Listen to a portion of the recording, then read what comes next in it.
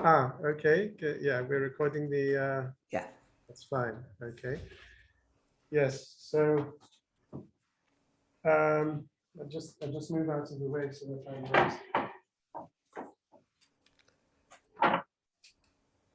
okay. Perhaps I'll go over there. Yeah, we can't see you then, Byron. Yes, I'm trying to make sure that you can see me. How lovely to be at your sitting room.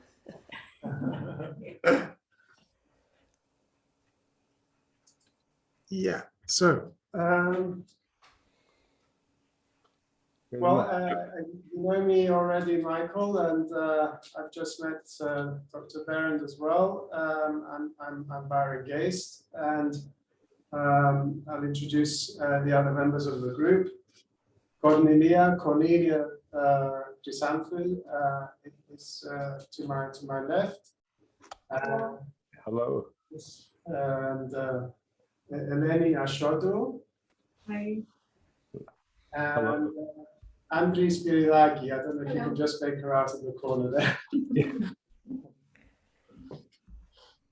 Are you all from Cyprus originally? Yes, we are, yes. Okay, okay. And English is a good language for all of you? Okay. Yeah, we think we're okay with English. We're fine, really. Yeah, yes. Dr. Barron speaks at least 6 languages, so we could always, whatever need, we can just tune in different languages. She's a true linguist. Wow. You speak Greek, Dr. Barron? Όχι. Bravo. Τι κάνετε? Καλησπέρα. Καλησπέρα. That's about it. We'll begin. Is there anything, Byron, you would like to say as an introduction to today, or anything you want to mention first, or no?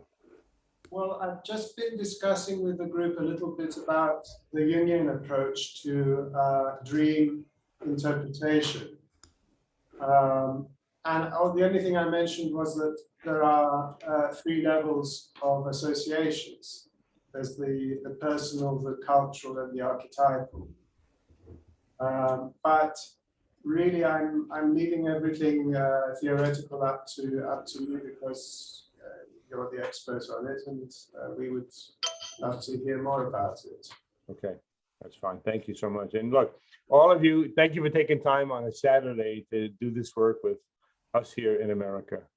And I know Europe is going through so much right now with conflict. So whatever way you're involved, our hearts are with you, all of you. We have a lot of students, both in the Ukraine and Russia. We have over 300 students there, all through the former Soviet Union, Uzbekistan, Belarus, all over. And it's just a nightmare. It's a nightmare what's going on. And I hope you remain safe, and all of the other people, that this thing comes to a timely end. So we pray for this.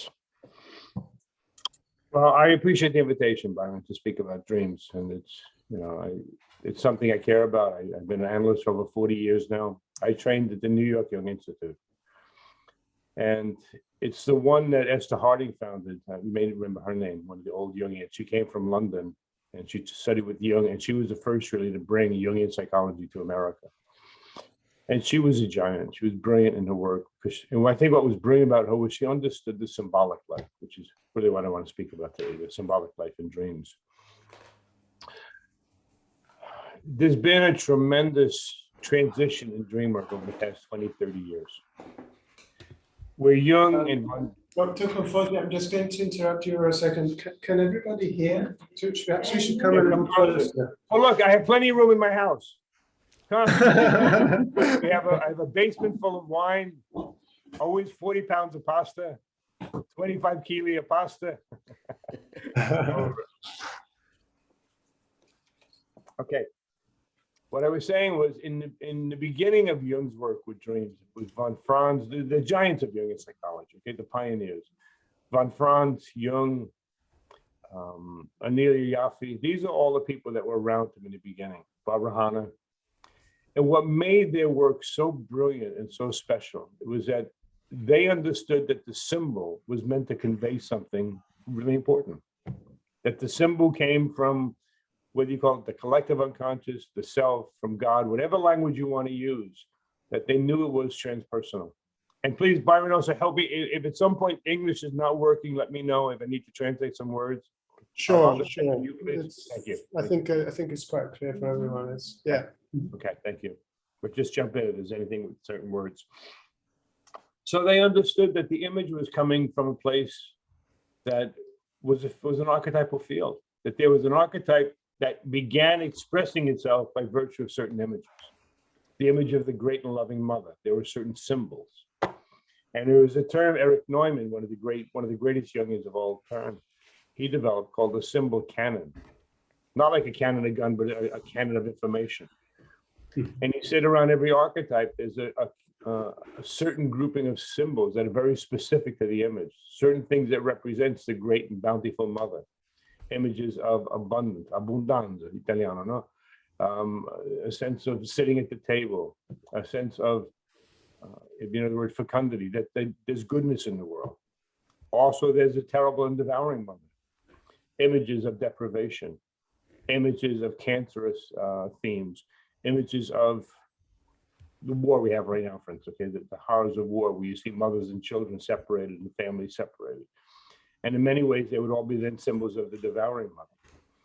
And what the work was about that was so powerful was they understood that the image was conveying a story that was not made up by the individual, was created by psyche and has been with us from the beginning of time. So when we talk about archetypes and archetypal images, we're saying that these images are much like, I don't know if you know the word, much like the morphology in the body. They shape the body. And when Jung, actually, he wrote at one point, after I wrote my first, while I was doing the research for my first book, he said, archetypes are the morphology of the psyche. It's absolutely brilliant. Because morphology is a study of form and study of shape and design, the way your roses grow and the way the different fish develop and what have you. And there's an order to it. There's a tremendous ordering process that goes into the development of form on every level. There's an ordering process that goes behind the creation and appearance of every image. So Jung and the early pioneering Jungians, they thought to understand, well, what has this image meant for humanity from the beginning of time? The image of wheat, okay? Like there's one pasta called di cecco. Maybe you get that in Cyprus. It's a wonderful Italian pasta. It's the image of a woman holding this bound piece of a bunch of wheat.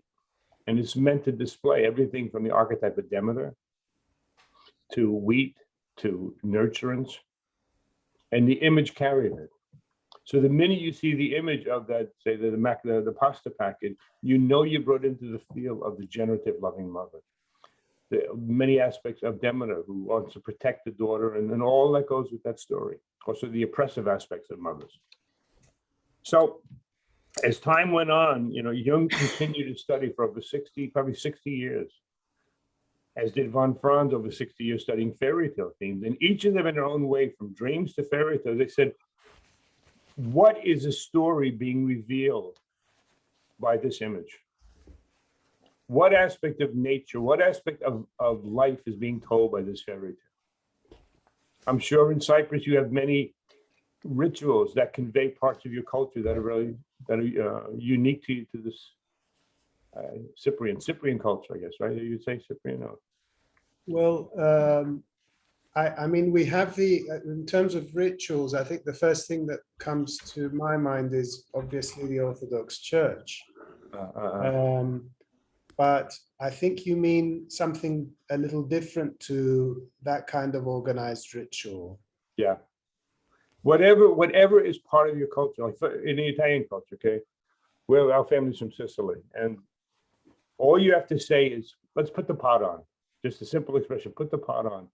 And it means we're going to cook macaroni. It means even if terrible things are happening, we're going to have some peace. We're going to sit around the table together and share a meal.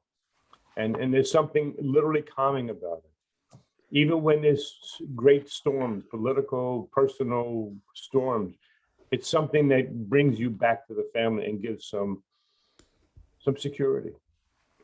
So what Jung and von Franz did was they looked at the stories, again, whether the fairy tale or the dream and said, what aspect of psychic life is it referring to? And they studied. They studied images of mothers and daughters from thousands and thousands of fairy tales, images of fathers and daughters, thousands and thousands of fairy tales from all around the world, and say, you know what? And here's an important word, that there are some common motifs in all these stories. They're not all the same. Not all mothers and daughters and fathers and daughters, or mothers and sons, or whatever. They're not all the same. It's not the point. But there is a certain commonality of stories. And fairy tales reveal different aspects of what goes on when there is, say, a devouring mother in the daughter or son's life, or the really loving generative mother. We also need to separate from it in some ways. So they studied this, and the inquiry that they're all involved with was absolutely profound, because it's as though they were going into a cave and discovering things that were there since the beginning of time, and then taking it out with them as a treasure. It was brilliant. And they wanted to understand the image in its own right. If you dream of Cyprus, if you dream of Sicily, if you dream of Argentina, where Sylvia's from, while there's not one meaning, it's a certain, and here's a key word, is orientation. There's an orientation to the Sicilian people, an orientation to the Argentinian people. I'm sure to the people from Cyprus, there's an orientation. And they began to study, okay, what is the message coming from this? What does it mean if somebody's dreaming of being in a particular place? If we dream of your sister, or you dream of your brother, what is the storyline? Now, I want to begin getting into the story by telling something about ancient times. I've been doing a lot of work as I age, I'm now an older man. And I care even more about the symbolic life that I did when I was young. I mean, I began this work really young. I went to Zurich when I was 19 years old, kind of far too young, but there was something moving in me as a young person. Now more than ever, I see that everything in life is conveying a deeply, whether you want to call it spiritual or psychic, an archetypal message. Being invited to give a talk to another country. Those of you that travel to other countries, it's all archetypal. You're having to get a passport, a special visa to go to another country. Powerful archetypal images. In the earliest days, going back to the Neanderthal time, almost 65 million years ago, when people were just beginning to roam the earth, they needed to learn how to read nature. They needed to learn when it was safe, when it was dangerous. They needed to learn, say they lived in a really cold climate where there was ice and snow and all. They needed to know, was the ice thick enough so we could travel on it? Can we take our family on the sled, take a travel or not? And some of you may know that in the early Eskimo Inuit cultures, they had close to 20 different words for snow. To describe, no, today you cannot, don't go today, it's not safe. It's too soft to snow. It's mushy snow. Today, it's not good. We need a few more nights for more cold weather to come. Yes, today, take your family on a sled and you load it up with your supplies. You're going to be safe. Go 100 miles. It's safe. They needed to read the environment. And then the other piece is I was doing research about 6 months ago on this. I had a hunch. I wanted to go back and look at cave paintings. And I realized that, oh my God, there was an urgency in the psyche of the ancient people, 65 million years ago, there was an urgency to represent life as it was in the real world. So when you see the paintings on the wall of the animals, and you could see the muscles in the legs, and the way the head was up when it was in a state of alert, they would look up on any predators. When it was resting comfortably, giving birth, and even when they began hunting, when it would maybe put a weapon in the animal, and the animal would say get very tight. They captured that, excuse me, perfectly in artwork. Why? Because survival depended on the accurate rendering of the world as it is and the accurate rendering of images. The images then represented the world as it was. And it was one of the most important times in human history when we began to see that it wasn't just the fantasy of the caveman. Well, I think the snow is going to be safe enough.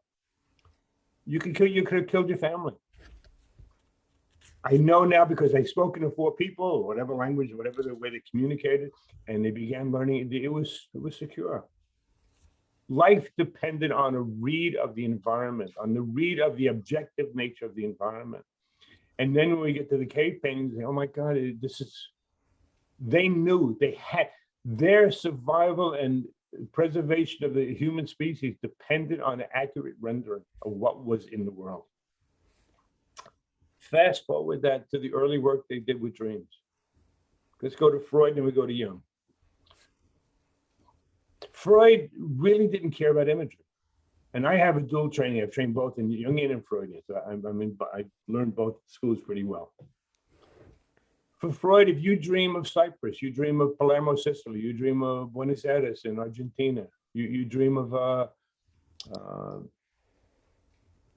young daughter being born, a young boy being born, okay? For Freud, the image was really just empty, like a cup. Say, there's nothing in the cup. The image is just meant for, you put in the cup whatever you want. The story, the birth of that boy could be, it could be a sadness, it could be a joy, it could be about a million different things. And what he did was basically, and it's important to understand this as we move on, okay, into the work. For Freud, the image was really an empty vessel. No matter how specific it appeared in the dream, it was your uncle, or your aunt, or your best friend Maria, your best friend Dominic, whatever. No, so you begin filling it. You could put a little whiskey, a little bit of wine, a little bit, oh, I don't like them, and they betray me, they're my best friend, they love me, and you put it in. And for Freud, the image was just a prompt. You know, like when you do some writing workshops, let's write about Aphrodite, let's write about elephants, whatever, and you write, and the image doesn't even matter. It just like turned on the electricity so you can do other things. That's the basis of, in psychoanalysis, to work with dream work. Jung's work.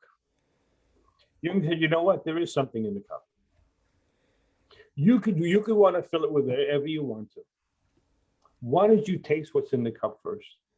Is it coffee? Is it espresso? Is it wine? Is it white wine? Is it red wine? Is it vodka? Is it whatever? There's something in it. Is it something that tastes really delicious? Something that's terrible? And where Jung made a huge departure from Freud in the work with dreams was he said, no, this is not an empty vessel. There's something innate in here that we need to discover. Taste it. Put your finger in. Put your finger. Taste it. See what it's like. The transition meant for Jung and for us doing this work that the image is rich in its own domain, carrying its own messages, and it doesn't need us to interpret it. And in many ways, when Jung not discover, but rediscover what the ancients knew. The ancients, you go back to biblical times. Some of the first recorded dreams from Daniel, the dream interpreter, to some of the early stories, they knew there was a story. There was a specific story being told. If we came to Cyprus or you came to where we're from, we hopefully could tell you some of the story of what's here. Okay, I live also on the ocean. Okay, here where I am, and I can say, here's some of the food of the region, here's the history, here's how it got its independence. You go to Palermo, there's anticipated certain things you need to know. If I came to Cyprus, I would hope one of you would take the time, a few of you take the time, say, let's have a dinner together. Let's tell you about the island, the culture, our history, the divide, the political, all of it. You don't want to go there, you do want to go here.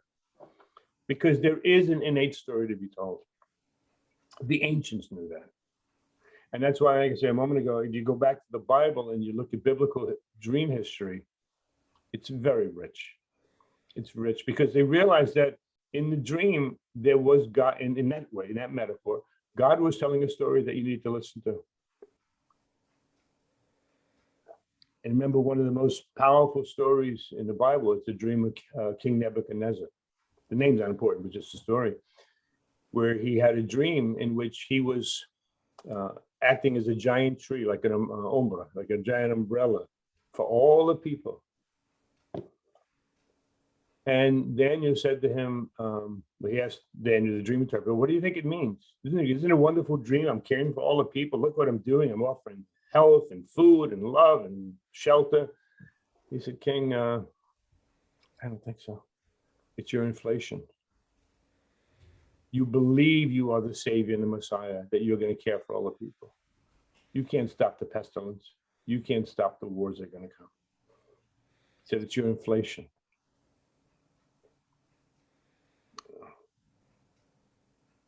So thus was born, an understanding that the dream brought a tremendous message to us. Where dream work has gone in the last, in particular, 20, 30 years, and even in our Jungian field, Byron, because I believe that's a lot of what you're interested in your group, is looking at Jungian dream work, is where it began on the foundation of like the dream in the Bible, like the ancients, like the cave people, looking at the image and wanting to see what is that image? How do we draw it? How does it really look? It became in many ways a return to the Freudian approach to dreams. And bear with me as I lay this out, okay? Any questions, just jump in, okay? I just wanted to just sort of reflecting on what you said about the cup. For Freud, if I see a cup in my dream, I invest it, if I understood correctly, with my personal significance. My unconscious will give it the particular significance that it has for me. Whereas for Jung, again, if I understood correctly, there is a significance in the cup itself. Perfect, Byron. Brilliant. That's exactly what it was saying. That really is the transition originally from Freudian dream work, which it's all about your significance, your personal significance, to the Jungian, where there is a significance in the cup. Taste and you realize, oh my God, that's a wonderful white wine. And maybe you have wine, I don't know, but your culture, maybe a wonderful white wine from Cyprus. Okay, we'll find out. But the early work, when von Franz looked at dream, at fairy tales, she said, yes, this is a fairy tale with a certain theme. You can project all you want, and that's a key word here. You can project all you want onto that fairy tale to make it what you want it to be, and you can shape it and you shave it to make it fit. She said, you don't need to. It has its own unique story. It's embedded in its own culture. Your culture, you're not part of the Israeli culture. You're not part of the Italian culture. You have your own culture. Okay? It's the same with images. And just think, go back to the image of the ice and snow. How costly, Byron, it would be if someone said, well, it's my reading of the snow. That's what's important. I think it's going to be safe. Are you going to risk your family going over that snow and you don't know the conditions? So the point here is that there is, and here's the key word, there is an objective reality that supersedes subjectivity. I'll say it differently, okay? There is an objective reality that supersedes subjective reality. Subjectivity is important, but in the greater context, what matters in this sense? Imagine all of you, if you have children, grandchildren, whatever, and your grandkids or your children say, hey, mom, dad, I'm going to go on the snow and do this, or whatever, okay? Whatever is similar to your culture. I'm going to cross that border. Say, honey, that's not what to do right now. It's not healthy to do that right now. Here's the confines. Here's the condition of the snow. Here's this animal. This is poisonous. This is not poisonous. This mushroom you found, it's a beautiful mushroom. Don't eat it. It's a poisonous mushroom. So again, when I was doing this research, I'm still doing a lot of it, realizing, my God, early culture was totally dependent on being able to accurately read. So what you said, Byron, is exactly the key to what this work is all about today, what I hope to be presenting clearly enough, which is, again, I'll give an example in a few minutes of a dream, but where it began by looking at what's called the ontological, which is the core, the essence of an image, okay? And it's shifted dramatically to being your own context, and that's the most important. Now, it's a different discipline. When you want to just take the cup and put whatever you want into it. And already, so let's say there is something in the cup already, right? We give you the cup, it's not empty. There's something in it. When we then do, as Byron said a moment ago, we make this subjective. I think and I feel, or my memory, or my cups. I was a child, I drank wine in my grandpa's house and or whatever. I remember the time I drank, I thought it was soda and it was soap in the water. Oh my God, I got so sick to my stomach, it was horrible. Okay, and we say, oh, that's my memory. It's my memory of the being sick. I had soapy water and I drank it. So the analysts would say, well, it's reminding you of a time when maybe nobody was watching or whatever, and it was a disappointment. It was a disappointing time. That's your take of the dream, which now gives us a key word here. Okay. No matter what we do in life, marriage, divorce, children, study, career, make a meal, have a gathering, not have a gathering because we don't like gathering, travel to other countries. We will react to these things in a very personal way. Okay, for me, for instance, one of the most powerful things I could do in my life is have people around the table. Like last night, I had a group of people from Sicily for dinner. It was just a beautiful night. You prepare the food, make homemade bread and everything. To me, it's some of the best memories and the best experiences of my life to this day. Choose the wines for the meal and everything. So I bring to that experience an abundance of passion. Other people could say, hey, what about a dinner party? Okay. And somebody else could say, oh, no. I remember when I was a kid, my mother and my father, they get drunk and they start a fight. It was the worst time. I hated them. I hated those dinner parties because every goddamn time I saw them drinking. Hey, how about a wine, honey? And it started, and you knew where the night was going to go. Within a matter of 2-3 hours, somebody's going to be fighting. I hated it. I don't want dinner. I want nothing to do with it. You see, that's what you can call that. In a very important term when you study Jung's work is we have a complex reaction to it. A complex. Okay. We will respond to things through the lens of what our experiences are. I'm not going back to Italy. I got sick one time I went there, somebody could say.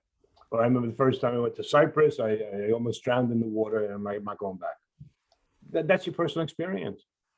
But what happens then is the dreamer, the analyst, all too often takes that dream in your experience, whether, oh my God, the terrible dinner experience, oh my God, I almost drowned, oh my God, I was robbed when I went to grandma.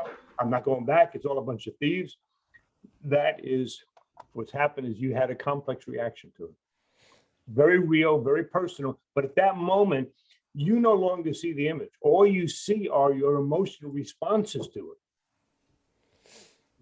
And I want to maybe pause for a minute. I want this to be really clear because this is a major building block what we're doing, Byron, okay? And for the group members.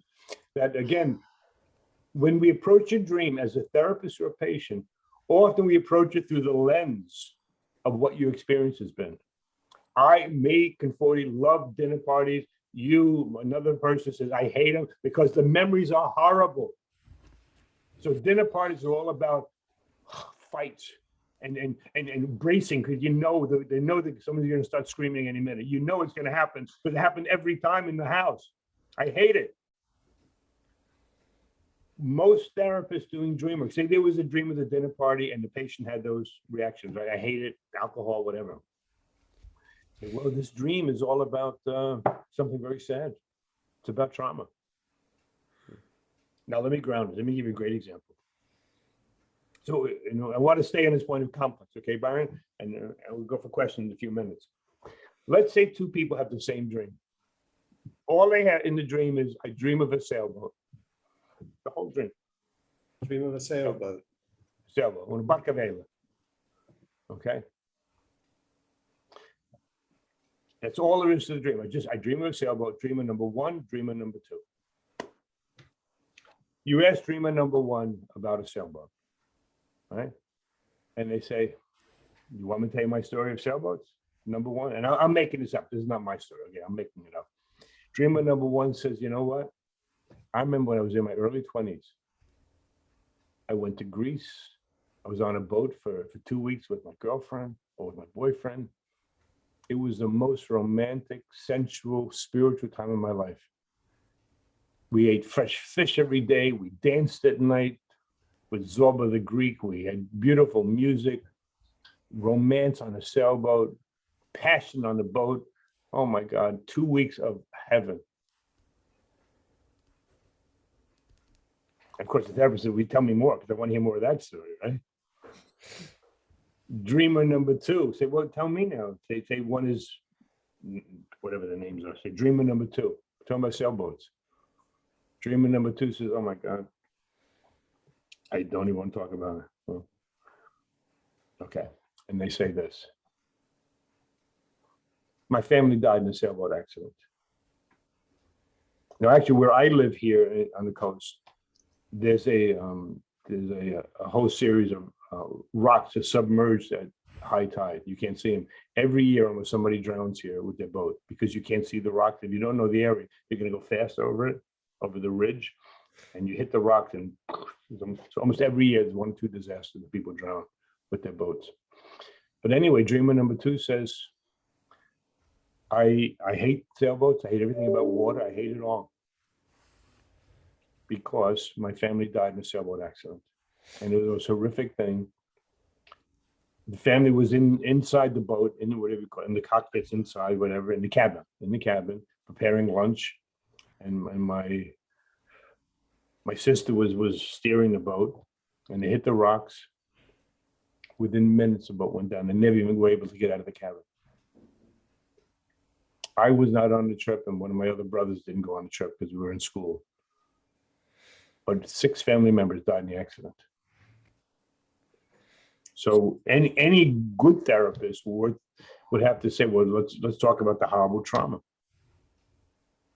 With the first dream, say, let's talk about that beautiful 2-week time and eros and love and sexuality, spirituality. Let's talk about those great weeks, right?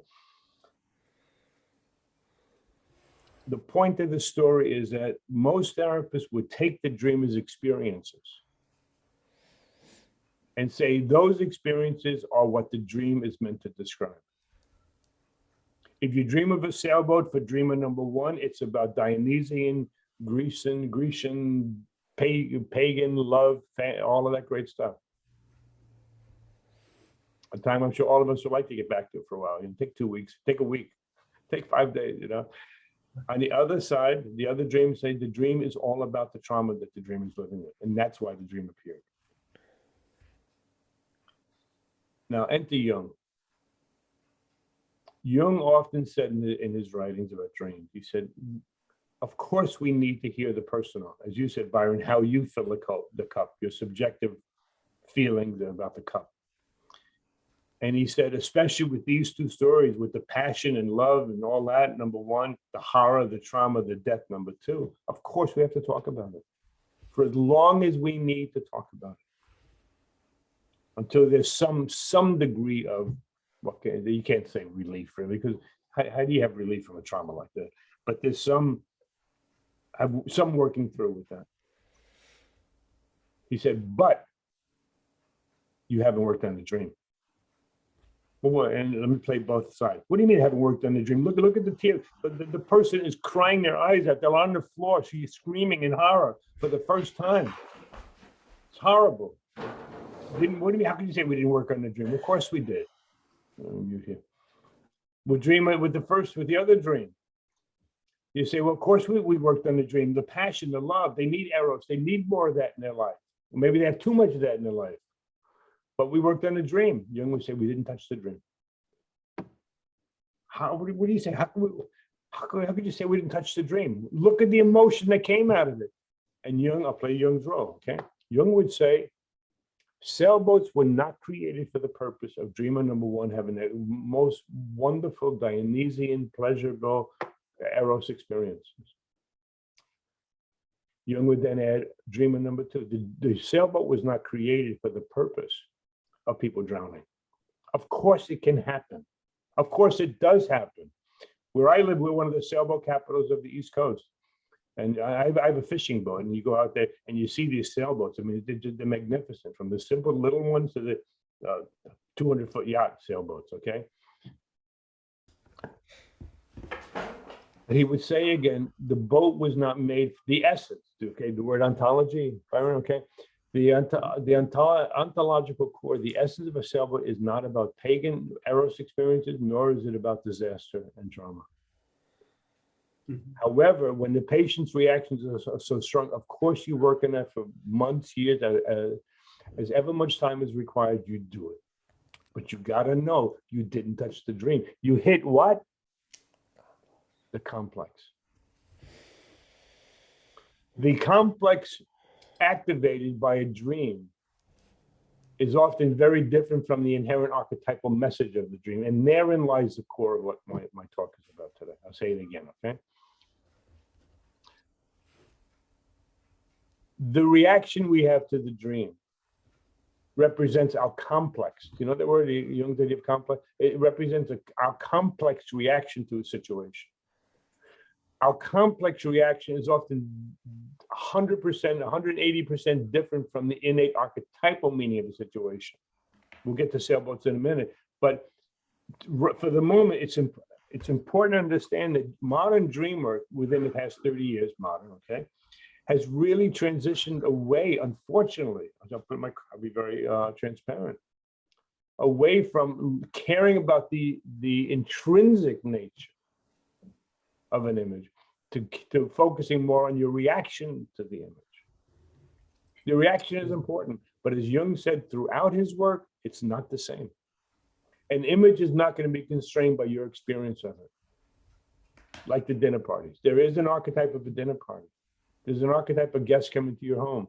Your feeling about it, your anticipation may be wonderful. I can't wait. Let's get three different wines out, okay? And the other one is saying, oh my God, I hate this. I dread it. Why did I ever agree to this? I hate it. Those are complex reactions. It could be generative. It could be positive for the one. It could be negative for the other. The dinner party is something objective. It's a gathering of people for the purpose of nurturance. It's an experience of the Great Mother in many ways. That could have been injured by the terrible alcoholic experiences at the table. So your lens, the only way you see it is through the lens of it's going to be horrible, it's going to be a fight. Or like from my side of it, you see it through the lens of something that's really quite beautiful. I can't wait for the next time. But both are personal. So with the sailboat, let's stay with the image, okay? And then I'll take some questions. This is the core issue for our work here today, for this presentation. If we would say that, okay, if we would consider the possibility that the dream is really not about the tragedy, nor is the dream about the eros and the Grecian passion and all that great stuff. We'll consider that for a minute, okay? What is the dream about then? And we are saying we're going to give enough time for the client to work through their emotional reaction to it, as long as it takes 5 years. Who cares? Doesn't matter. If that's what the person needs, you do that. If that's how long it takes to cook that meal, take as much time as you need to. But remember, maybe we haven't touched the dream. Okay, so sailboats. Sailboats are one of the earliest vessels made to navigate in the waters. The water is about what? It's about the unconscious. And we have many types of bodies of water. We have ponds, little ponds. We have lakes, which are usually quite contained, rivers, and then we have the oceans, each representing different aspects of the unconscious. The rivers and lakes and ponds are much more about the personal, because you can pretty much, even the big lakes, you can map out the bottom of it. You can know the contents of it. The grand ocean, you can never know all of it, no matter how sophisticated our equipment is. So it's a vessel that is made to navigate in the water, in the unconscious. Number two, what's the major thing about a sailboat? It's governed by the wind. Okay, I have my fishing boat. It has a motor on it. The motor, and you do the throttle, and you go fast or slow, whatever. It's all powered by the wind. And when I was researching this image, I had remembered that one of the first books written in Jungian psychology for the lay public, in English anyway, probably many languages today. You may know the work of June Singer, an early Jungian analyst. June Wonderful Singer, woman. yes. June Singer, she was wonderful. She was actually one of our speakers. She was a faculty member for CC for a couple of years. Anyway, she told the story in her book when she was preparing for her exams in Zurich to be an analyst. And she said she had taken a year to just prepare, maybe 2 years to prepare her work because you have a final exam called a propaedoicum, like a 6-hour exam usually. And she said she studied mythology, she studied religion, psychopharmacology, she studied alchemy, she studied dream, fairy tales. She said she studied and studied and studied and studied. And you know, the way it works is you then say, I'm ready. I, Byron, I'm ready to take my exams right now, and you go to the committee. I, Sylvia, I'm ready for my exam. And she presented to them, say, good, we're gonna have the exam in next 3 weeks from Saturday, okay, whatever. And she said, they said, nice to meet you, Dr. Singh, and nice to greet you for this very important event. This is the event that will determine if you become an analyst or not. She said, well, she said, I've been studying. They said, we have one question for you. She said, I hope it's around alchemy or fairy tales or psychopharmacology or abnormal psychology or mythology, whatever. They said, well, a little different question. But it's one question we got. How would you explain individuation was the question. How would you explain individuation to an uneducated person that works for the town in Zurich where they have the people that sweep the streets? It's interesting. I was there years ago and I never forget the image of a street cleaner, and he made his own broom with twigs. It was just and he had rope around it. He made a handmade broom, and he's probably maybe uneducated, maybe 7th grade, 8th grade, grammar school level. So she said, could you repeat that question? Because I must have heard you wrong. And they said, how would you explain the process of individuation to somebody who's a street cleaner with a little homemade broom in Zurich with no education? How would you explain that? She said, oh my God. You sure you want to ask me one of the questions that I've been studying? And she said, can I just go inside and reflect and meditate? Of course, take as much time as you need. It's a big question.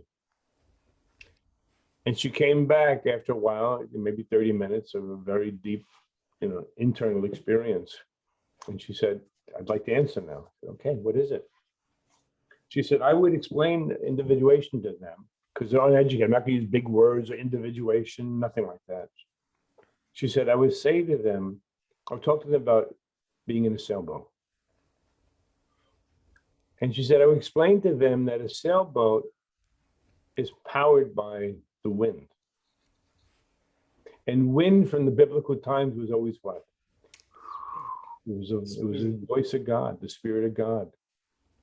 In many fairy tales and many biblical stories, you hear the wind blow. There's God, there's the Spirit coming. So almost every instance, the wind was symbolic of Spirit of God, the voice of God, the presence of a God. In our language, the presence of the self. And she'd say, okay, that's number one. And number two, I would explain that you need to learn how to capture the wind and work with the wind if you're going to be in a sailboat. And I believe the language in English is you to tack, how to tack. Do you ever see the images where sometimes you have a sail, say the boat's going to, and the sail is like that because it's catching the wind going that way. And then sometimes you have to change the direction of the wind. You put the sail that way and it begins to blow like that. And you learn because there are ropes, and you pull it this way to catch it, or pull it this way to catch the wind that way. She said, I would help them understand that you have to find a way to capture the wind, to work with the wind, to have a relationship with the wind, and really know which way that wind is blowing. So if you put your sail this way, but the wind's not blowing this way, you're not going anywhere. You need to be aware of all times of the direction of the wind, the strength of the wind. If it's too strong, you're not going to use all that because you can topple over. It's so much to learn about the wind. And then she says you need to learn about direction. The rudder in the back of the sailboat, you hold the rudder like that, you turn it. And she said, while you're capturing the strength of the wind, you're also trying to help with directionality with the rudder. And she said, this is a story of individuation, because the wind is the spirit, it's the self talking to us and through us. And our work is, how do you build a life with that as guiding us? In distinction to how we often live our life, what I want to do, what I want to make, my career, my will and my decision, and all of the stuff we do, what I want to live and all that. Many times it's very different from what the self wants of us. And especially the older we get, the more you realize the self is knocking at the door saying, look, man, you got to turn left, you got to turn right more. It's a different direction for you. I know you want to go this way. Maybe it's medical school you want. Maybe you want to be a lawyer. Maybe you want to be an analyst. Maybe you want to marry that person, raise a family with that one. And the self may say, yeah, that's a beautiful way to go. Hold steady and go. Other time it says, no, treacherous waters, don't go that way. Don't go that way. It's not for you. That's not the marriage for you. That's not the career for you. But the self is always working to inform us, but we don't understand the language. And that's what June Singh was trying to say in the story. She said, one needs to learn the language of how do you work with that spirit. Now imagine if that sailor didn't understand about how to capture the wind, and they kept the sails like this, but the wind was blowing from behind this way. They're not going to go anywhere. So she said it's this exquisite awareness of the directionality of the wind and what the wind spirit wants of you, and how do you work with it as sort of a midwife in the process. I find that a very beautiful story. So coming back to the dream, now remember, dreamer number one, passion, Greece, all that. Dreamer number two, sailboat, crash, death. While we would work on that dream, as I said, from 1 year, 6 months, 1 year, 5 year, whatever it was needed. And that's the clinical skill to make that determination. You listen to the patient, of course, and what do you think they need? After you do that work, and you can hear Jung's voice now. Okay, we've done it for 5 years, whatever. You said, okay, you remember the dream? Oh yeah, that's what we've been working on all this time. No, we haven't. We've been working on your complex reaction to the dream. And it's essential that we learn to separate the two. Okay. Hold on. Sorry. What do you got? Disco going on there? Giornata per ballare la no festa. Sorry that my phone was on. Okay. My apologies. So anyway, he would say, now we're going to work on the dream. But isn't that what we've been doing all this time, working on the dream? He said, no, we haven't touched the dream. We've worked on your reaction to the dream. That dream, he said, and I can imagine now one talks, whether me or whomever's going to be does that work. He's saying, the dream came to teach you a profound lesson about life. Time, like the ancient sailors, like the ancient mystics, you learn about life and how life expresses itself. You have to learn the rhythms of the dream, rhythms of your own life, the seasons of your life. Look at somebody, looking at 70, I'm a year away from 70 right now. The rhythms of my life are totally different from 10, even 5 years ago, 10 years ago. Some of you obviously a lot younger than that there, okay? Enjoy the youth. Well, where I'm from in Brooklyn, enjoy the youth. You say youth. I'm from Brooklyn, New York. But Jung would then say, now we're going to work with this dream, and the dream is coming, most likely, he said, because you're at a transition point where you lived your life up to this point, doing what you felt you wanted to do, living what you thought was your destiny. Time to change gears. Find out what life wants of you, not the complex. What is in fact the authentic destiny of your life. Learn to listen to the dreams. Learn to listen to the images that come in the dream. Again, not what you try to make it to be and how you contort it to fit your belief system. In some ways, be like those early Eskimos that had to really know the difference between the soft, wet snow and ice to the really strong, firm ice that could sustain the trip. And I think that's a really excellent example of the difference between the innate archetypal meaning of an image, which is a sailboat. The sailboat has its own world, its own orientation, independent from what Byron, Sylvia, any of you, I don't know what your names are, what you put in the cup. There's something in the cup. There's something in the world of sailboats that exists before you ever got on a sailboat. There's something exists in the world around how to plant garlic or how to plant tomatoes or how to, what goes on in Cyprus and what goes on in Argentina to Sicily. They're all the things one has to learn in order to navigate the waters, to navigate that world, symbolically and literally. And that's why when it dawned on me, look at the cave paintings and say, oh my God, there was this urgency to capture the reality of the world in order to survive. Whereas, and here's the key piece, Byron, to this, where Jungian dream work was so brilliant in the beginning of what they did, to understand the nature of a sailboat, to understand in alchemy, sulfur, understand the blackening, the whitening, the calcification, to understand all of these images in their own context. Jung and the early Jungians were absolutely brilliant in what they did.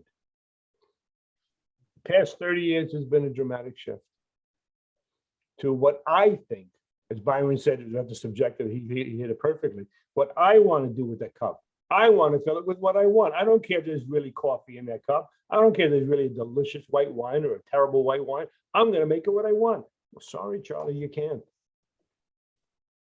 At this moment, the dream is saying there's something in the cup that is already there. Take the time excuse me, and study and learn about what's there. Take the time and study about what sailboats are really about. And when we begin to take the image and we try to make it fit, it's like you got the classic round hole and a square peg, and you got to make it fit. That's not what Jungian work was about in the beginning. It's a terrible distortion of Jungian's work and a real disregard for the autonomy of an image. Whereas this other way, and this is not me, this is classic Jung, I hope that's clear. This is classic Jung and von Franz, that to appreciate the image in its own right, say what is intrinsic to this image and what's the world of the image, aside from what I think it means. And one more way to amplify this is, I love cooking, right? And I love reading recipes. And what I especially love is the story about the recipe. Why? Like in Southern Italian cooking, they use a lot of breadcrumbs in the meal, like on top of pasta. You kidding me? Breadcrumbs? And I want to know, why would you do that? And there's a story.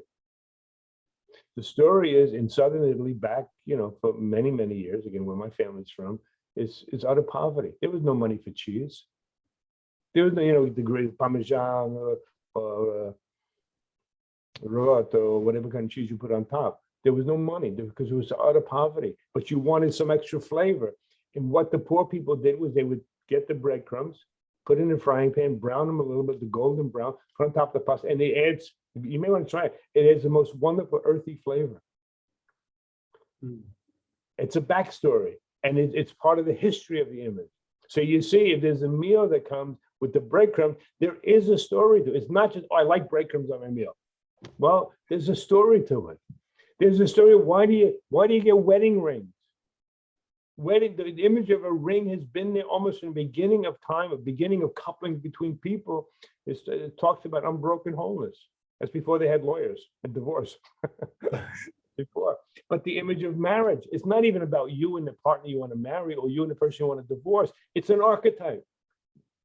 Everything we do in life is archetypal. If you say, oh, I love him with all my heart, I love her with all my heart, I want to get married, make a family together. Or the opposite, I can't stand him anymore, I'm getting the hell out of here, it's over, I despise this person, what the hell did I do? Most therapists are going to talk about the relationship. It's not the issue. It's part of the issue. What have you fallen in love with? What do you mean? If it's him, it's Louis, it's Mary, Maria, it's Joey. Okay, who is Mary? Who's Joey? Who's Jean? Tell me what's part of the essence of who they are to find out what you fell in love with. We don't do it. We don't take the time to do this, and we forget, and we go down these rabbit holes again and again. Divorce and marriage and divorce, because we never take the time to find out. It was my mentor. He was a brilliant man. I met him for 30 years. He said, one of the most important questions in our life is to know who we married. Because it's probably the greatest commitment, that and raising and bringing children to the world, right? One of the greatest commitments. You need to know, archetypally, what did you marry by marrying this person? What did you divorce by divorcing this person? What is in your life you need to divorce that is no longer attractive to you? Lawyers don't tell us that. Our priests don't tell us that. Most of our therapists don't tell us that, ask us that question. This is why we have such a high rate of recidivism. It goes back and do it again and again and again and again and again and again. Oh my God, it doesn't stop. But when one could take the time and say, marriage is archetypal, it's the archetype of the conjunctio. Two things, two elements, two archetypes coming together. We need to know, like in a fairy tale, Mary and Joey or Maria and Louis are getting married in a fairy tale. Franz would say, who is getting married? What are these characters? That's our work. And you see that work, like the sailboat example, like all these examples I'm giving, are all about saying, let's understand, let's work to make a distillation. What's the difference between what you think and what you feel and what may be objective? Who is Louis in your life that you want to marry and raise a family with? We know it yet? That would be one of the most powerful pieces of analytic work or therapeutic work for you. You as a patient, us as a patient, us as a therapist. And the sailboat image. Good, I'm sorry. This sounds really fascinating. I mean, are you saying that each of us in a way embodies a certain archetype? Yes, exactly. It's all, look, when you begin to find that everything happens in the world, in nature, as part of a natural order. Not good. I mean, what's happening in Ukraine and Russia right now, it's unfortunately part of a natural order. I don't want to get into politics. That's not what I don't want to talk about that. But it's all a natural order. Who we marry and whatever, it's all an archetype. Everything about life. I mean, I just became a grandfather. That's almost a year ago now. It's a huge archetypal experience. The birth of a child, the birth of a training center, the fact that you're running this dream group, it's all archetypal. Archetypal, what it means is it's a new occurrence of something that's been there from the beginning of time. And we need to know what have we entered. When we enter Byron's study or wherever we go for this group, what have we entered? You go to the minister, whoever the council said, well, think about getting married. What are you thinking about doing? Do you realize the enormity of that? Of course, on some level we do. You're talking about uniting your life with another person and hopefully bringing a third into it, bringing a child into the system. The child is symbolic of a new life. Under what condition, what coupling do you feel is strong enough to bring a new life into it? It's a whole different way of looking. This is classic Jung and von Franz that's become overlooked today. And I'm happy to say the CC Institute, we've maintained this for almost 40 years now, 35 years. And, we've got people from, I said in the beginning, and Sylvia has been really instrumental in this. We've training programs in Latin America, many Spaniards part of it, programs in Italy, programs in can't even say Russia, but throughout the former Soviet Union, many students doing it, and 30 countries and all that are really saying, oh my God, it never dawned on me. That like a marriage, like you fall in love with somebody or you so-called fall out of love. What is it that you were so infatuated with that you wanted to marry and raise a kid with that is no longer part of your life, that's no longer, that may be generative, they don't care about anymore. And you may go, oh my God, I was in love with depression. Oppression, not depression, oppression. I was in love with always having to take care of somebody who was so sick. Oh my God. Or I was in love with somebody that really loved me beautifully. I mean, and if that's the case, get on your knees and thank God, thank whomever, if you have somebody that loves you that much, who cares that much. But it's important, it's essential. Why? And this is a line from Freud. We repeat what we don't want to remember. It's one of the most brilliant things he ever said. We repeat what we don't want to remember. So let's say you come from a background of family with those terrible wars around the dinner table and alcoholism come, you know what, you could pretty much predict that there's going to be a new iteration. There's going to be new dramas of this in your own life. Unfortunately, you can predict it. How many of these kids that come from these violent, broken homes, they have so much trouble throughout their life. And they end up marrying things that become repeats of those broken dreams. There's a way to, look, this is not missionary, we're going to change the world. It's not the point. But my God, if you can read the pattern, I mean, what's going on right now and your neighbors over there, it was all predictable, unfortunately. It's predictable. We had it in America. You know, in America, we've had 2 to 3 genocides. No one talks about it. 2 to 3 genocides in America. We look at the rest of the world. Look at Germany. Look at what's going on over there now. We did it in our own backyard. We sought to, destroy the Indian nation. We did. It's a horrible stain on the American psyche that we don't want to look at. That continues to come up with all of the disruptions in this country. So, yes, Byron, exactly. There's something. You want a word here? There's something prefigured in the psyche. In the image, in the archetypal image, there's a certain prefigure. There's something innate.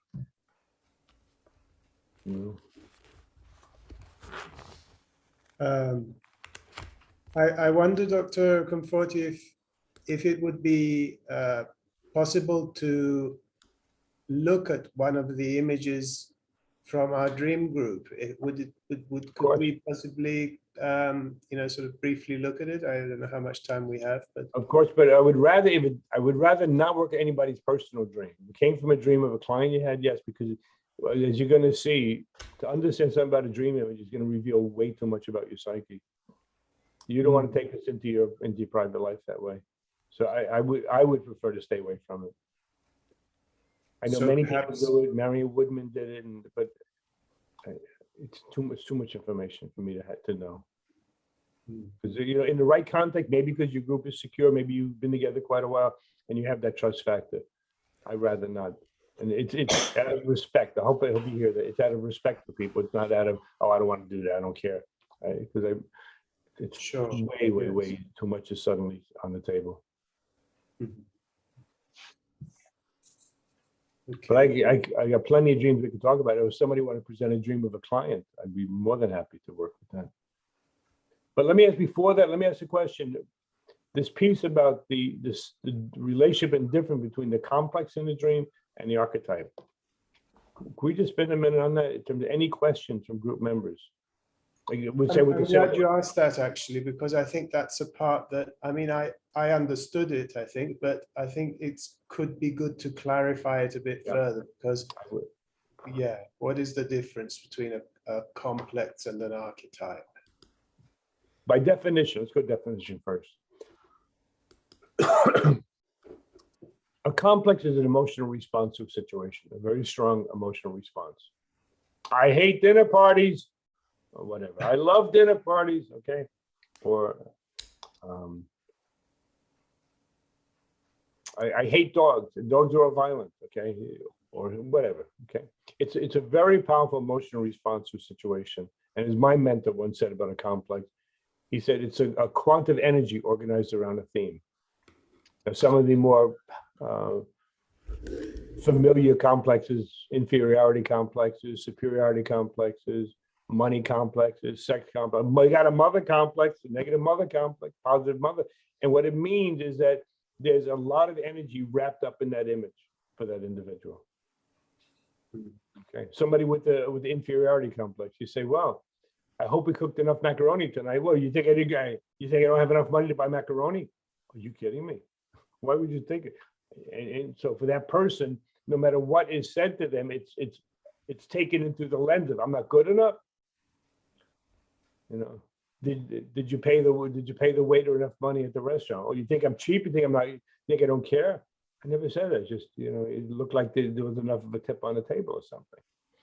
So the complex is, if you think about like on a body, you say I have a pain in my arm. Is it here, here? Right there. Right there is the pain. It's a cluster of energy organized around one particular spot.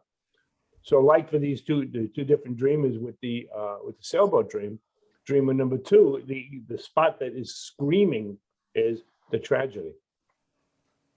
For dreamer number one, the spot is not here, it's here. What's screaming for attention is the eros and the passion. It may be too much in your life, but we don't know which way it's going to go. But that's the complex response. And the thing to understand is that complex response, it doesn't allow you to see anything else. That's all you see is the tragedy. You don't see sailboats and the history of sailboats and the beauty of sailboats. All you see is the tragedy in it, or all you see for dreamer number one is it's all about beauty, whatever. Okay. So the complex is a very personal, emotional response to a situation. The archetype itself is a primordial content. It's something that's been there from the beginning of time. Survival, conquest, dominance, submission. The Bible is filled with different stories of submission and dominance. Okay. The Bible is filled with stories of supplication, of a better word, of adoration, things we adore, and you bow to, and you say, "My God, this I love," or "This I'm terrified of." Betrayal. I mean, look at the story of Judas in the Bible. And I'm talking about Bible not because of religion, but because of archetypal themes. Okay, betrayal is part of life experience, as well as people that love you with all their heart, and they'll do anything for you. I'm kind of feeling that last night with my friends here, and I said, "I know I could call you 2 o'clock in the morning if I needed this." Of course you could, Michael. It could bring you to tears knowing somebody is that generous with things. Or be able to have difficult talks with somebody, you know, because you love each other. You could have a rough talk and it's going to be absorbed. Okay, that's archetypal.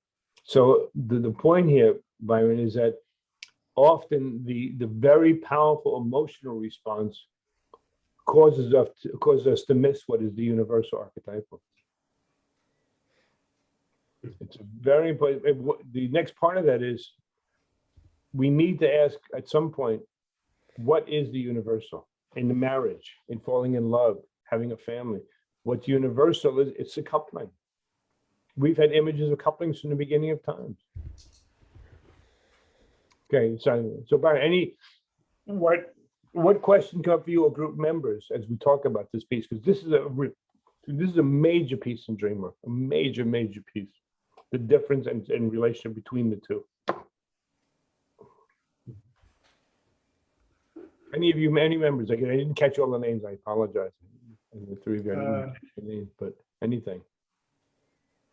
So are you asking whether the group members have a question? Yeah. Any questions from? I just want to clarify something you said before. We repeat what we don't want. Don't remember. Oh, we don't remember. Okay. So We repeat what we don't want to remember. That's what Freud. Don't want to remember. Mm-hmm. What Freud said, we repeat what we don't want to remember. And what Jung said, they said almost the same thing, but Jung is much more poetic about it and had a bigger view. He said, what we don't face consciously comes back to us as fate. I'll write them out. I'll write these here. I got it. You got it. Thank you, Sylvia. So Freud, and Dr. Burns is going to write this on the chat here. Freud said, we repeat what we don't want to remember. I mean, it's going to come back. Whatever we don't want to remember, it's going to come back and come back to us, okay? And what Jung said was that what we don't face consciously comes back to us as fate. And a book, if you want to check an incredible book out in terms of the role of memory and remembering, is Elie Wiesel's book, The Forgotten. Elie Wiesel, he was one of the last surviving Holocaust prisoners. He passed away about 3 years ago. The book is The Forgotten by Elie Wiesel. And also, if you get a chance, read some of Freud's work on remembering and repeating. I think some of the most brilliant work Freud did was on the issue of remembering, repeating, and forgetting. So yeah, now what does it mean in terms of, we repeat what we don't want to remember? Okay. Dr. Behrens has done a lot of really wonderful work on the archetype of exile.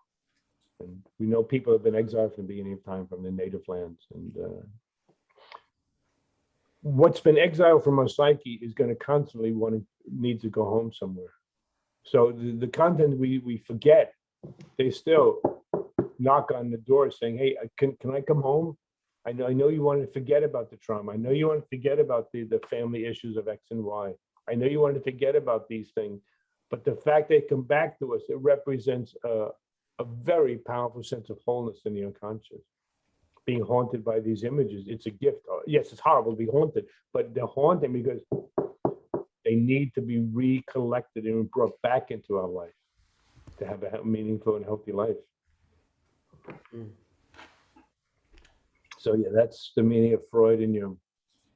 And again, the book that Dr. Baron Sylvia wrote here is The Forgotten by Elie Wiesel. It's an incredible story of a father who's losing his memory. And he says to his son, you need to remember for me. And it's a symbol of the fact, it's a beautiful literary style where he's using the image of father forgetting and the son remembering to tell us that we should never forget what happened in life. Because again, I think I said in the beginning, if we forget, we open the door to its reoccurrence. And unfortunately, it's happening in the world today. I mean, the horrors of what happened in the Holocaust, and the world did not come to help out with literal help until later on. It's going on right now. I mean, how long is it going to go on, without having some people to help? So, other questions from group members? Anything about this thing, especially around the complex and the archetype? Because remember, most dream work, I will put one more thing out. Most dream work is not about dreams anymore. It's about complexes. And we miss the archetype in the dream. I'm just wondering, in terms of remembering, Yeah. is remembering something that involves more the complex than the archetype? Do we need to remember anything about the archetype? Well, I mean, the whole world of archetypes, if you think about it, it really is in the archetype of remembering. And the goddess Mnemosyne is the goddess of memory in Greek mythology, Mnemosyne. And archetypes is really a remembrance of not the past, but a remembrance of what's been with the human experience at the beginning of time. So every time we have an archetype of the union, the coupling, marriage, family, whatever, sailboat, it really is a remembering. Okay. So yeah, it's huge. And so in terms of what we need to remember is, I think the big thing, Byron, from your question is when the image comes, we need to cycle through all of our personal things, the sailboat story, okay, or dinner party story. We need to know that. But you as a therapist hopefully can convey to the patient at some point, when it's ready, when you're ready, Mr. or Mrs. whatever, there's more to the sailboat than your reaction. Your reaction was a horrible thing that happened. I'm so sorry for you that you lost your family. I'm so happy you had the Grecian beautiful experience, okay? And we need to understand why the dream's coming right now. But also, not all sailboats going to go that way. If you think of phobic reactions. I remember when I was a kid, I'll never forget this, unfortunately, I'll never forget it in some good ways. I was in an elevator and somebody had a dog, this very big, vicious looking dog. I was terrified in the elevator. To this day, I see that dog, my body goes into shock. I still go into shock when I see that dog. But not all dogs are going to do that. Not all big dogs. Some big dogs could be like a teddy bear and love you, But my reaction, it's always like that. Or people that have traumas in cars as kids, the minute they get back in the car, it starts up. Soldiers that were in battle, the minute you hear something like this, you go crazy because you think, oh, it's a bomb going off. Somebody's planting a bomb. It's a mine. No, somebody dropped the cup. I'm sorry I dropped the cup. You know what I'm saying, Mark? So the point is to be able to realize that, yes, it's going to be filtered through a personal experience, but not every car is going to be a weapon for the parents to use against the kid. Not every glass that drops is a bomb. Yes, I understand for you, it's re-triggering that because it's still a feel, it's alive for you. Somebody that gives you the cup, it may not be somebody trying to poison you. For somebody that comes through the horrors of incest, the horrors of incest and all the horrible violations. When you meet someone in your life who you love that wants to touch you and touch your hair and touch your face, maybe they really love you. They're not going to hurt you. What an incredible experience to realize, yes, those horrors happen. That will never go away. They will always be with you. Horrors become part of the fixtures of our life. I'm sorry, that we need to find a way to live with. But if we don't learn to live with it, every touch is going to be seen as bad touch. They're trying to hurt me, trying to abuse me. They're not trying to abuse you. They love you. They want you in their life. They want to provide a good life for you and to share a life together. They're not hurting you. And they need to know that when you touch their face and gently or touch their hair or whatever, it's going to be terrifying. If they don't know that, then they can't love you then. But they need to know it's going to evoke that response. Actually, I have a client. I will disclose that I have a client. I won't disclose, of course, who the client is, but I am working with somebody who has experienced sexual abuse, and she finds it very difficult for somebody to touch her gently because that's how her abuser touched her. But you see the power of the work, Byron? I mean, to be able to help some in time. This is not academic. You need to understand, but to realize that, my God, the power of that early experiences, the sailboat, the sexual predator, it causes a singular lens in our life. Every sailboat's going to go down and crash and kill. Every person that touches my hair, touches my face in a gentle way, they want to hurt me. And then that's where you begin slowly but surely separating the two. Yes, that's been your experience, and that will always be in your life somewhere. You're not going to get away from that. However, not all touches about that. Not all sailboats are like that. So in a way, in order to be able to see the archetype of love for what it is, we have to get over, or at least to remember, Exactly. what we need to remember. Exactly. Beautifully put, poetically put. And let me give one last example and for today. Every once in a while we hear a dream that just touches us very deeply for many reasons. And this patient had a dream of the following. He retired from the outer world. He was a university professor, a wonderful man, kind of man you just love sitting with. And he retired from being a university professor after 30 years or so, and he wanted to become like a carpenter at 70 years old. Okay, whatever. Okay. Anyway, he had a dream. In the dream, he found wood that was underwater for like 50 or 60, 100 years. And the wood was tied up. You can imagine long trees, and it was tied, maybe like 20 of them together, 10 of them together. It was tied here, in the middle, and on the end. And he found the wood. Who knows how it happened? It's a dream, right? But he found this wood underwater. And he said, what I want to do is I want to take some of the wood up, and if it's good, I want to burn it in the wood stove. That's the whole dream. So again, I'll say the dream one more time. The dreamer, he's now 70 in real life, retired. And he's thinking about giving up all teaching because I'm retired, I don't teach anymore. I want to be a carpenter. So anyway, he finds in the dream, in the water, there's wood, like 10 logs, really, really long, right? Tree length. And they take all the limbs off it, and they're just the big, thick wood, right? And tied in the ends, in the middle, and on the ends. Well, I asked him, what about the dream? He said, well, I want to burn it. I put it in my wood stove. You guys have probably a warmer climate. Here where we live here in the Northeast, it's cold. Like today, it's still very cold out. And many of us heat with wood. I cook with wood most of the time, actually. Anyway, he said, I'm going to do it. I asked him, do you know anything about wood underwater? He said, well, many times wood underwater gets pretty soft. It's not good to use. Well, as Psyche would have it, an incredible synchronicity happened to me 4 days before he presented the dream. Okay.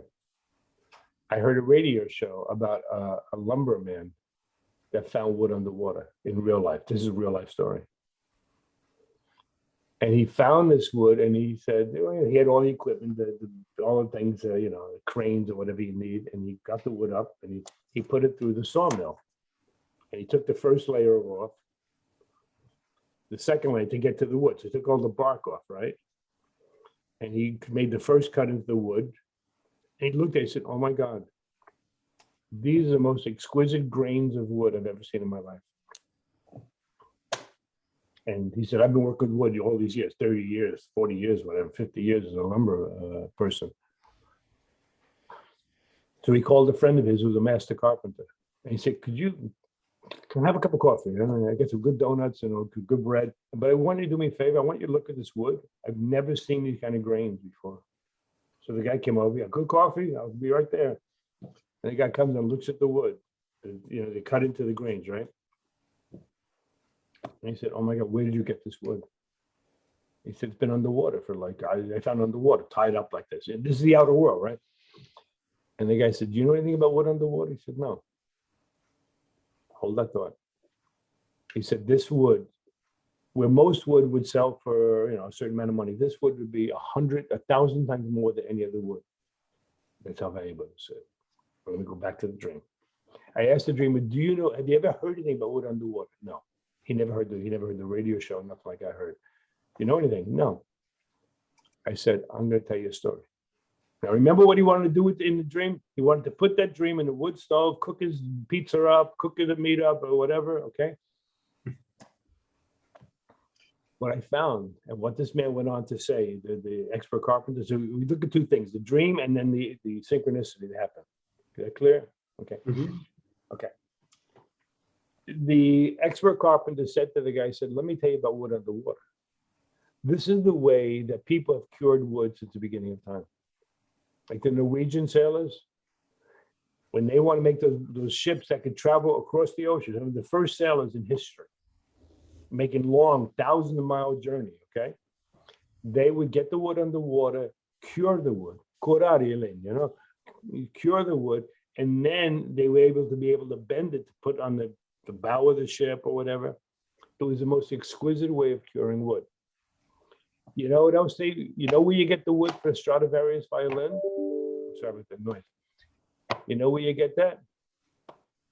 From wood that's been cured underwater. This wood, if you can imagine, let's say when you buy wood in your country, whatever your price is, okay? Say the equivalent in America, say like $10 a piece. It would be like $1,000 piece of wood. This is invaluable, and you rarely ever find it. Rarely. It's one in a million years would you find wood like this underwater. This dream is incredible to everything that we've been talking about today. In the dream, remember the ending of a dream is what's called the license. Man, you may have studied that term, okay? The license is how we resolve something, right? In the dream, the license is what? He wants to take that wood and put it in his wood stove and cook it up. Why not? Let it heat your house, heat your pizza oven, whatever, okay? The best pizza in the world is wood oven pizza.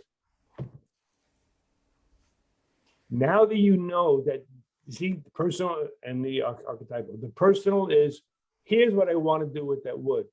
What's the archetypal story, Byron? The person has found a treasure. Thank you. You got it. The person has found an invaluable treasure worth millions of dollars. 4 or 5 trees like this tied up, that's got to be over $1 million or $2 million. Oh, so you care about the money? It's not the money. It's a symbol of something of immense value that's rare they found. Byron, excuse me, would you want to put that in your wood stove, that wood, when you can make a Stradivarius violin on the most exquisite carpentry ever created with this kind of stuff? That would be the most expensive pizza I've ever had. Even more expensive than the pizza with truffles, huh? So, okay, now I'll work. With DreamWork, you don't make interpretations, you translate. If you can make any of you try it right now, just try it. We have a few minutes left. What would you say the dreamer is doing by taking that wood, put it in your wood stove, make Byron's expensive pizza right there, and what the reality of the situation is? What are you doing with that invaluable treasure if you put it in your wood stove to make a pizza or make a big lamb roast or whatever? How would somebody frame that psychologically? What would the dreamer need to know about something that they found, which is invaluable and a rare, a precious treasure? You want to put it together, Byron? Well, just sort of hazarding, I guess, would that be like a message about you are wasting your talent? Oh my God, you got it. It's brilliant, brilliant, brilliant, brilliant translation. That's exactly the dream.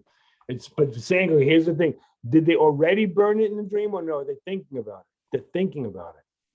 It's saying you are on the verge of misusing a gift, an unimaginably immense gift in your psyche.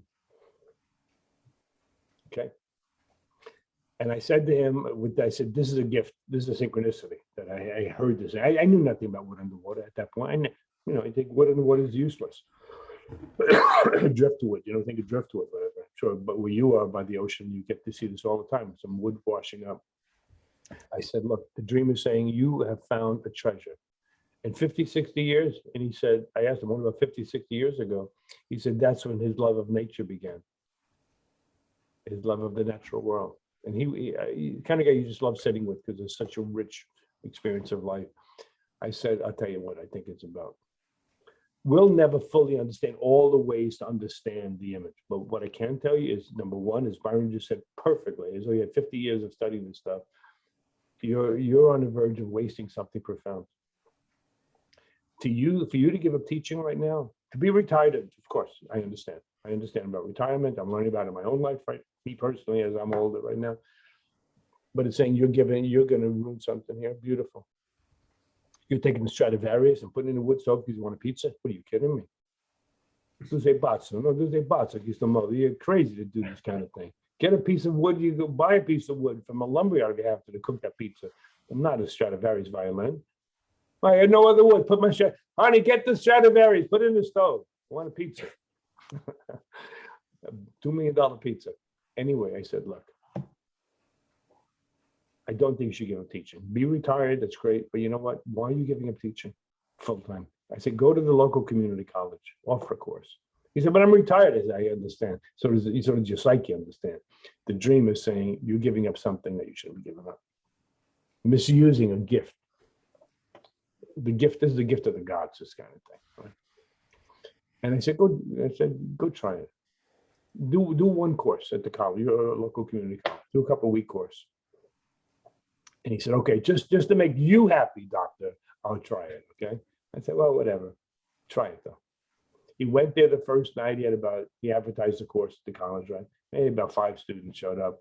Okay, let's see what this course is about. And he started teaching. You know what happened the second week? 25 people. By the 4th week, there was over 100 people signed up for the class because he was a brilliant teacher. And he said, I feel like something's come back into my life. I said, I understand.